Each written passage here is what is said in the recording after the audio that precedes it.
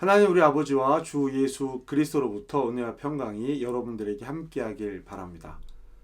격변의 시기, 격동의 시기, 이런 말을 들어보신 적이 있으실 것입니다. 우리나라 대한민국의 역사에서는요, 조선의 마지막 시기와 일제강점기를 우리가 격변의 시기라고 이야기합니다. 급작스럽게 아주 중요한 내용들이 변하는 시기이죠. 독일은 1차 세계대전과 2차 세계대전이 많은 역사 이야기 중에서 격변의 시기라고 이야기할 수 있을 것입니다. 이스라엘에게도 그런 날이 있었습니다. 그런 때가 있었습니다. 출애굽이죠. 이 시작, 태동, 이스라엘에게 매우 중요한 의미가 있는 이 출애굽이 어쩌면 격변의 시기일 것입니다. 하나님과 민족이 함께 시작하는 첫 일이기 때문이죠. 그리고 이 출애굽은 우리의 삶과 신앙이 어떤 것인지를 전체적으로 보여주는 조감도와 같은 역할을 하고 있습니다. 매우 중요한 시기죠. 하나님께서 이스라엘을 애굽에서 출애굽시키시는데 이 과정이 결코 쉽지는 않았어요. 이스라엘이 우리 나가요 라고 말했을 때 애굽이 그래요 잘 가요 라고 한 일이 아니라는 것입니다. 우여곡절 끝에 나가라고 해놓고도 막상 애굽을 나오니까 군대를 동원해서 쫓아오기도 했었습니다. 마지막까지 붙들려고 노력했죠. 그리고 홍해를 건너 광야에서 생활을 하게 되는데 이 생활은 지금까지 살았던 습관을 따라서 너희 마음대로 살았다라면, 너희가 하고 싶은 대로 살았다라면 이제부터는 하나님께서 주신 법을 따라 살아야 한다라고 말씀하시는 것입니다. 그것을 훈련하는 시간이 광야였어요. 이제는 더 이상 세상의 질서를 따라 사는 삶이 아니라 하나님의 법과 질서를 따라 살아야 한다라는 이 요청과 훈련의 시간이었다는 것이죠. 출애굽. 광야를 지난 이스라엘 백성들은 가나안 땅에 정착하게 됩니다. 일단락을 맺게 되죠. 이스라엘이 하나님께서 약속하신 땅에 들어와서 터전을 잡고 살아가는 것인데요. 이 앞선 광야의 시간들은 바로 이 시간, 가나안에 살기 위한 준비의 시간이기도 한 것입니다. 본격적인 삶은 가나안에서 시작하기 때문이죠. 가나안에 들어가는 이들에게 하나님께서는 모세의 입을 통해서도 말씀하셨고 정복 전쟁을 하는 여호수아를 통해서도 말씀하셨습니다. 여호수아는 가나안의 것은 하나님께서 어떠한 것이라도 하나라도 받아들이지 말라라고 전했습니다. 그들의 신을 섬기든지 애굽의 신을 섬기든지 나와 내 가족은 오늘 여호와를 섬길 것입니다 라고 선언하기도 했지요. 광야 끝에 이스라엘 백성들에게 하나님의 말씀은 왜 어떻게 지키며 살아야 하는지를 마지막으로 한 이야기가 뭐예요? 신명기예요. 신명기입니다. 백성들은 그 말씀을 따르겠다라고 선언한 것이고요. 미리 보여주는 조감도와 같은 역할을 한다고 말씀을 드렸습니다. 그러니까 출애굽은 가나안 땅에 들어가서 어떤 삶을 살아야 하는지를 보여준 거예요. 광야와 가나안의 삶이죠. 애굽에서 애굽하는 것이 오늘 우리에게는 하나님의 구원 사건입니다. 하나님께서 죄 가운데 있는 우리를 예수 그리스도의 십자가 보혈로 구원하셨어요. 그래서 우리는 이전과 같은 삶을 사는 것이 아니라 전혀 새로운 삶을 살아야 합니다. 구원받은 삶이죠. 가나안에서 내 삶을 살아가야 하는 것입니다. 하나님께서 구원 사건으로 구원받은 우리는 이제 가나안에서 하나님의 말씀을 따라 살아야 합니다. 그때 그 사건으로 끝나는 것이 아니라 구원 사건으로 끝나는 것이 아니라 그 이후 구원 이후의 삶을 예수님을 왕으로 섬기며 살아가는 것이 그리스도인들의 삶인 것이죠. 결국 모든 것은 삶 속에서 이루어집니다. 그런데요. 출애굽의 이 약속, 가나안의 약속은 여지없이 깨져버렸어요. 그리고 그 이야기가 성경에 기록되어 있습니다. 왜일까요? 이 이야기를 통한 교훈이 있기 때문입니다. 누구를 위한 교훈인가요? 바로 저와 여러분을 위한 하나님의 말씀 교훈이죠. 오늘 우리가 읽은 사사기 말씀은 두 부분으로 나누어 볼 수 있습니다. 1절부터 5절까지고요. 6절부터 10절까지 각각 하나의 이야기로 볼 수 있습니다. 두 이야기 사이에는 큰 변화가 있어요. 이 변화에 대해서 이렇게 말씀드릴 수 있을 것 같습니다. 그래도 아직까지는, 그리고 지금부터는 이라고 말이죠. 이게 무슨 말일까요? 1절부터 5절까지는 그래도 아직까지는입니다. 그래도 아직까지는. 그래도 아직까지는 이란 말은 4절 말씀을 통해서 확인해 볼 수 있죠. 4절입니다. 여호와의 사자가 이스라엘 모든 자손에게 이 말씀을 이름에 백성이 소리 높여 운지라. 아멘.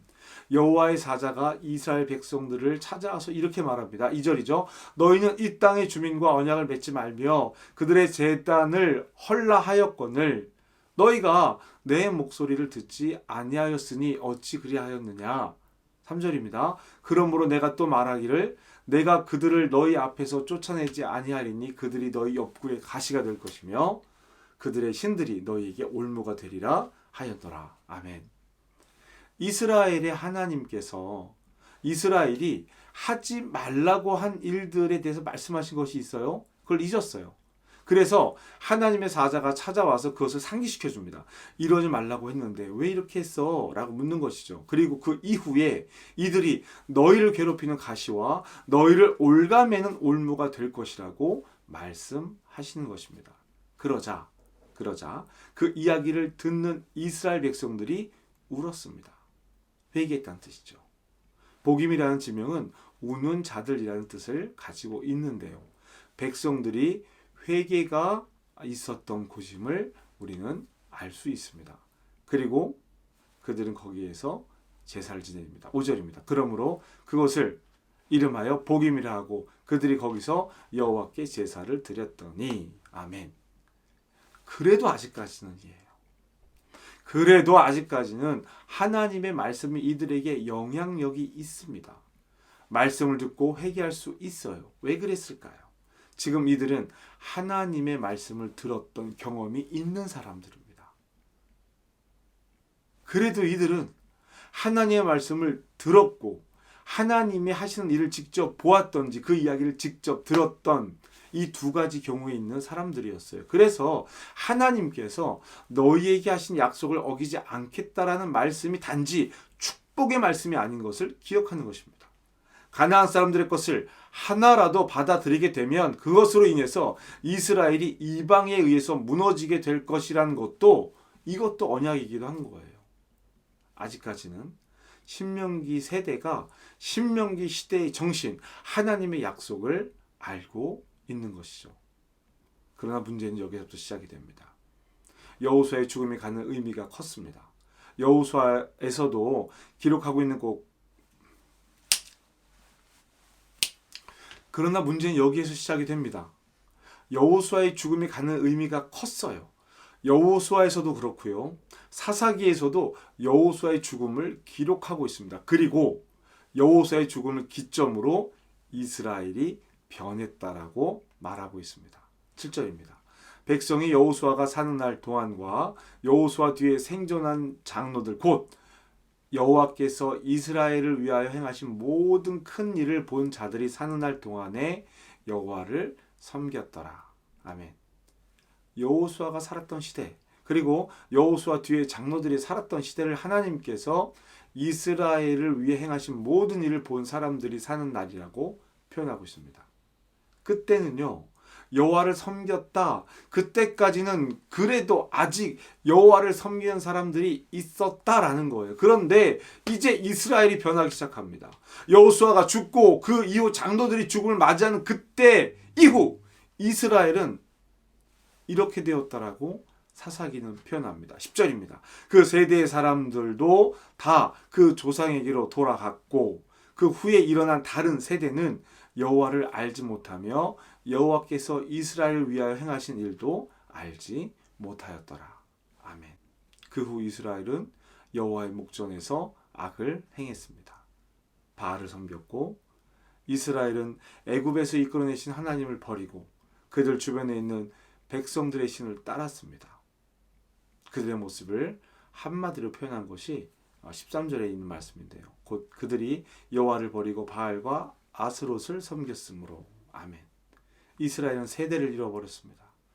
그 후에 사사를 세워서 하나님께서 이스라엘을 구원하시고자 했지만 그들은 사사에게도 순종하지 않았다라는 이야기예요. 사사들이 있을 때는 사사를 통해서 하나님께서 일하셨습니다. 그러나 그때만 잠시였어요.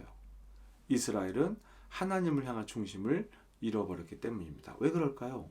왜 그렇게 되었을까요? 하나님을 따라 사는 것보다 바알과 아스타롯, 아세라를 따라 사는 것이 더 좋아 보였기 때문입니다. 남겨진 가나안 사람들이 삶이 더 풍성해 보였기 때문이에요. 가나안 사람들이 살아가는 삶의 방식은 육체의 욕구를 따라 살아가는 방식이었습니다. 정결하고 성결하게 사는 것이 아니라 육체를 마음껏 누리며 사는 것이었습니다. 지금부터 이스라엘이 어떻게 살았는지를 보는 거예요. 그래도 아직까지는 이것과 지금부터 사이의 차이점은 세대의 단절이었습니다. 여호수아가 죽었다고 해서, 장로들이 죽었다고 해서 갑자기 이스라엘이 하나님을 버렸겠냐라는 거예요. 갑자기 바알을 따르고 갑자기 아세라를 따랐겠습니까?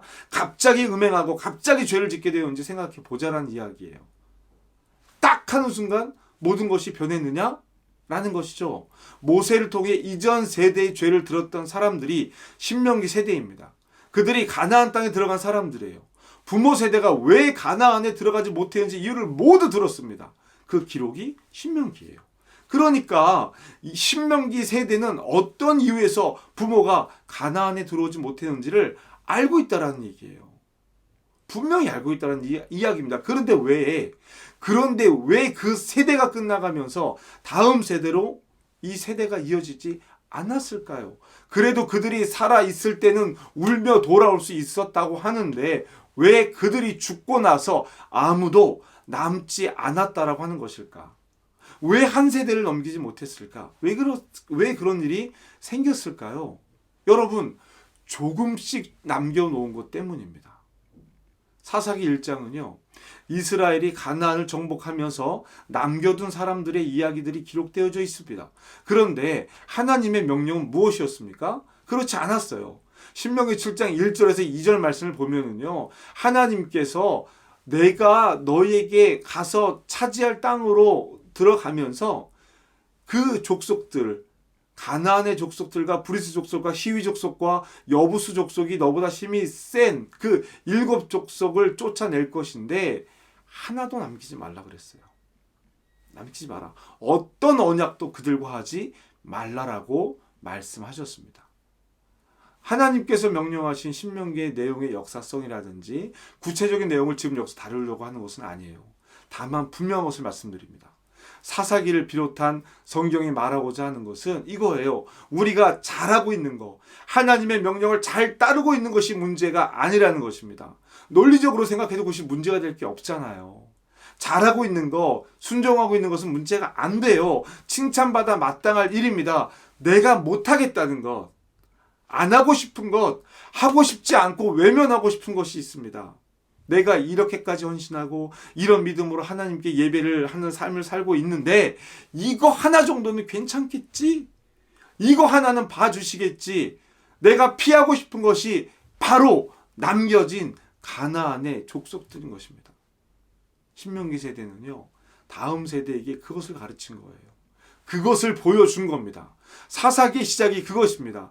이 정도는 괜찮겠지 하는 마음으로 가르친 거예요. 그 결과 사사기가 담고 있는 이스라엘의 모습은요. 왕이 없으므로 사람마다 각기 자기 소견에 옳은 대로 행하였다라는 것이었습니다. 오늘 우리는 이 말씀을 통해서 두 가지지만 한 가지로 연결되는 교훈을 발견할 수 있습니다. 첫 번째는요. 이스라엘이 가나안에 들어가며 남겨놓은 것이 있는 것처럼 내가 하나님을 왕으로 예수 그리스도를 나의 주님으로 섬기며 살겠습니다 라고 고백하면서도 남겨놓은 것이 있다라는 거예요. 그것이 무엇일까요? 내가 정말 다 잘하고 있다고 생각하는데 아직 포기하지 못하거나 버리지 못한 그것이 있으시죠? 그것이 무엇입니까? 그리고 두 번째 교훈은 남겨진 그 하나 때문에 믿음의 유산이 무너져 버릴 수도 있다라는 거예요. 그래서 연결된 하나의 교훈이라고 말씀을 드린 것입니다. 이 정도는 괜찮아.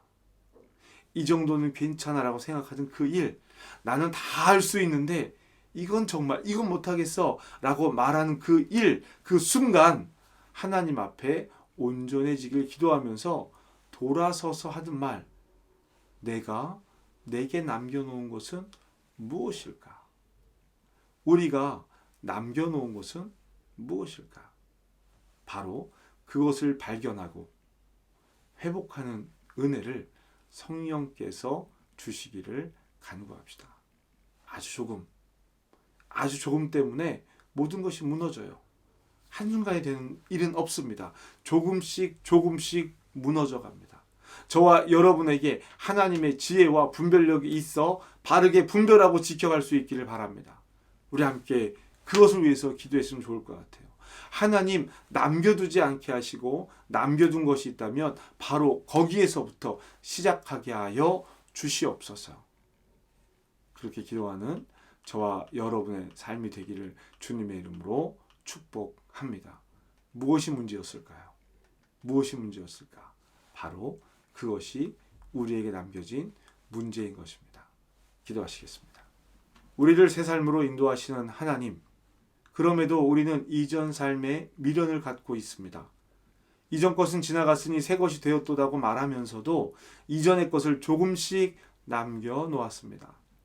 다 할 수 있는데 안 되는 것 한 가지가 있다면 하나님, 그 한 가지 남겨놓은 일 하나일 텐데 하나님, 그 하나를 버리고 포기할 수 있는 담대한 믿음을 주시옵소서. 조금씩 무너져가는 삶, 신앙을 분별 있게 지켜나갈 수 있게 하여 주시옵소서. 내가 남겨놓은 것, 하나님, 오늘 그 하나를 먼저 하나님 앞에 포기하려 합니다. 주님, 도와주시옵소서. 예수님의 이름으로 기도합니다. 아멘.